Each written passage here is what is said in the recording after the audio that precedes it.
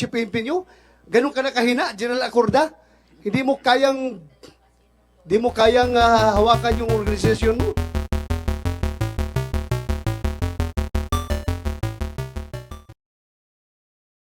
Chief PNP na may lakad, tatanungin ko na ito muna. Totoo yung sinasabi nandito sa pidabit ng abogado nila ni Dumanhog, Mayor Dumanhog, na tumatawag ka daw sa cellphone through the cellphone of the lawyer. Sino yung lawyer na yun? Ako po, Senator, Attorney Regine Gallego po. Ay, Attorney Gallego. Yes po. Is it true na tumawag ka kay Chief PNP, tapos kinausap mo yung si Sumagang, medyo Sumagang at si Bienes na kausapin daw ni Chief PNP? Yes po. Tapos hindi sila, ayaw nilang kausapin yung Chief PNP nila? Yes po. At that time po, I called the Chief PNP to pacify the situation because everything was so, yung magulo na po talaga at that time. So I seek the assistance kung ano po yung situation at that time of the PNP. So nakausap ko po yung Chief PNP, si General Acorda, and that at that time I told him that, sir, bakit ayaw ng mga pulis palapitan si Mayor ng mga lawyer at saka ng family? And General Acorda answered, that is the constitutional right of Mayor Dumanhog. And he said that kakausapin niya kung sino yung assign at that time, and so sabi ko si Chief Sumagang, he is the head of the local chief police. So hinanap ko si Chief Sumagang, pumunta po ako sa kanilang station because malayo pa akong at that time, nasa municipal hall ako, naglakad ako going to the police station, and ang nadatnan ko po doon was Deputy Bienes, and there were two police full gear, naka-full. Okay, I'll continue pa. Naka-full gear po sila, high-powered firearm, full gear, and Deputy Bienes was there. And then I said that General Acorda is on the line, makikipag-usap siya kay Chief Sumagang. And sabi ni Deputy, that time na nandun sa second floor. So, pumunta siya sa second floor. It took few minutes. Even General Acorda asked, ano ba, wala pa bang tao dyan? And I answered nga, wala pa po. Ay siya, sino bang nandyan? And I said, may dalawa pa pong pulis na nandito po. Anong mga pangalan? And then I asked, no, but they will not answer. So a few minutes after, Deputy Bienes, bumaba na siya sa second floor. And he said that Chief Sumagang is busy. He will not answer the call. So I told General Acorda nga, sir, busy po ang sagot. Sabi ni Chief Sumagang, General Acorda na, sige, kung sino na lang ang nandyan, kakausapin ko. And I said, Deputy, makikipag-usap sa'yo si Chief, si General. Ang sagot sa akin ni Deputy at that time was a hand signal at biglang tumakbo sa second floor. So sinabihan ko po nirelay ko po yung message kay General Acorda. Then after few minutes din po at that time, umakyat na rin po yung dalawang naka-full battle gear na mga police. And then wala nang tao doon sa baba ng police station. So sabi ni General, sige, puntahan mo sa taas para makausap ko sila. So pumunta po ako ng second floor, but hanggang hagdan lang din po kasi yung dalawang police na naka-full battle gear, nandun na sila at nakaharang sila. So considering that I noticed na kung may papasok doon sa second floor, they will anong tawag yan? They will give way. But kung ako mong nandun, they will just block yung sa daanan. So I told them that General Acorda is on the line, makikipag-usap siya kay Chief Sumagang. So happened po at that time na nandun, lumabas si Deputy Bienes, nakita niya ako dun sa hagdan at bigla naman lang siyang bumalik sa room kung saan siya galing. So that is also the situation at that time po. Thank you. General Acorda, do you confirm that this conversation with Attorney Gallego took place? Yes, Your Honor. That's why I immediately called the director of Proten to make sure that if there are other lines of contact, because it appears, to my impression, as we had a conversation with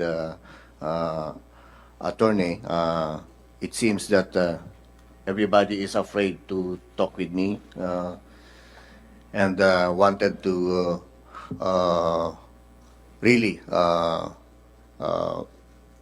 avoid or evade conversation. So finally, I was able to contact also the PD, and we were told that none of them have their cell phones. All their cell phones were confiscated by the head of the implementing team, who is a civilian, and it's only Ano, ang pulis, dinisarmahan ng cellphone ng sibilyan? that's what the chief of police had told me, and the alibi when I was able to contact him. Sino Your yun? Honor. Sino nagsabi nun? Major Sumagang, Your Honor. Sumagang. So, after updating me of the situation and having talked with him, I berated him a little for not answering my call, and with that, sir, I gave instruction to Proten to make sure that he is on top of the situation and everything is monitored, to include the provincial director, whom I was able to contact on the latter part, Your Honor. Mabuti ka, mabait ka pa na Chief PNP. If I were the Chief PNP, tapos ganun, hindi ako kausapin ng tao ko, lilipad ako right there and then. Liliparin ko, pupuntahan ko sa Misamis Occidental at pagsisipain ko yung mga opisyal na yon na ayaw akong kausapin. Totoo yan. Nakita mo ba? There's a breakdown of discipline pagdating sa ganong sitwasyon. That's insubordination, plain and simple. The Chief PNP, ayaw kausapin ng kanyang Chief of Police sa munisipyo. Sumagang, will you answer? Bakit ayaw mo kausapin Chief PNP mo? Sir, with due respect, sir. Sir, during the implementation, sir, during the briefing, sir, lahat po ng sir, para the leaking of information, sir, ma-prevent po natin, sir. Lahat po kami, sir, wala po kaming cellphone na dala. Yun nga, wala nga cellphone. Cellphone nga ni attorney, ibibigay sa iyo para kausapin ka. Bakit ayaw mo siyang sagutin? Chief PNP is waiting for you. Yes, sir, hindi ko po alam yung conversation between the attorney, sir, and my deputy, sir. Are you sure? Yes, sir, kasi nandun po Bienes. ako sa taas, sir. Do you confirm na nag-usap kayo ni attorney Gallego? Yes, sir. Your Honor, with your respect, good morning. Yes, sir. At that time, sir, by distance lang po kami nagkausap. Hindi totally conversation, sir. But yun na yung sinabi na attorney, sir. Totoo po yun, sir. Kaya yung sinabi na attorney, sir, na umakyat ako, sir, kasi may instruction kasi binigay sa amin, sir, na isa lang yung maging spokesperson, sir. Isa lang yung... Hindi naman spokesperson, Chief PNP mo ang kakausap sa inyo. Yes, sir. Sa Chief of Police mo. Hindi media. Yes, sir. Chief PNP. Yes, sir. Chairman, Bakit sinabihan mo na ayaw kausapin? Chairman, may I interject? Yes, ma'am. Yes, ma'am. Go ahead, ma'am. Kasi pag nagbigay sa'yo, lawyer nung kalaban, maniniwala ka ba na Chief PNP yun? Di ba? Ang kalaban Yes, ma'am. mo, bibigay sa'yo telepono at sasabihin Chief PNP yun. Baka hindi sila naniniwala na Chief PNP yun kasi telepono lang yun eh. So, Dapat, ang Chief PNP, tumawag mismo sa ano, paano nila paniniwalaan na Chief PNP yun eh, dala ng kalaban? Diba? yes, ma'am. So, But dapat, ang Chief PNP tumawag mismo sa mga pulis at siya mismo nakipag-usap para maniwala sila na Chief PNP yung nakikipag-usap sa kanila. Otherwise, miski ako, ibibigay sa akin ng telepono, sasabihin niya Chief PNP. How will I know na Chief PNP nga yung kinakausap ko? yes, ma'am. You I can got your point. pretend, di ba? Yes, ma'am. You can pretend. Dapat, Chief PNP, ikaw ang tumawag sa mga sa mga pulis para alam nila na ikaw mismo ang tumawag, wag yung lawyer ng kabila. Kasi may problema yun eh. Yes, ma'am. Thank you, ma'am. But Captain Bienes, did you believe na hindi si Chief PNP yung nasa cellphone ni Attorney Gallego? Naniwala ka na hindi Chief PNP yun? Sir, at first, sir, hindi talaga ako kasi through cellphone yun, sir, eh. Ha? Kasi siya man lang yung nagsabi, sir, na si Chief PNP is online. So, paano ko ma-confirm, sir, kung si totoong Pero- Chief PNP, sir? My goodness. My goodness. Yes, sir. Kung ako tenyente or kapitan, kahit sino pa yan, Kahit sino pa yan, may hawak ng cellphone. Whether kalaban or terorista ba yan o sino. Kung magsabi Chief PNP, gusto kang kausapin, magkapakapa ko dong. Yes, sir. Nakausapin ko because I respect the chain of command. Yes, sir. Talagang magkapakapa ko, kausapin ko yan. Kahit sinong nagbigay sa akin cellphone, kausapin ko. Pero in your case, bakit ka umiiwas? Ayaw mo ipakausap si Sumagang sa Chief PNP. Sir, yung makita ko sa itaas, sir, nangi kasi ako ng advisor to my provincial director din, sir, na sinabi ko, sir, na the chief PNP is in line. Gusto makausap si chief of police, my chief of police, sir. Ah, And then, yung nasabi ni provincial director ko, sir, na kung si chief PNP talaga yan, direkta yan magtatawag sa akin. Yun yung, ano, sir, yun yung pinaghawakan ko na instruction, sir. sino pwede? Yes. Pati ikaw nagdududa na hindi si Chief PNP yung nasa cellphone ng abogado? Sir, good morning po, Mr. Chair. Yes. I am Police Colonel Marlon Kimno, sir, the Provincial Director of Misamis Occidental Police Provincial Office. Sir, there was no intention, sir, that I will not or we will not answer the Chief PNP. There are two factors, sir, that was able to prevent us from answering in the first place, sir.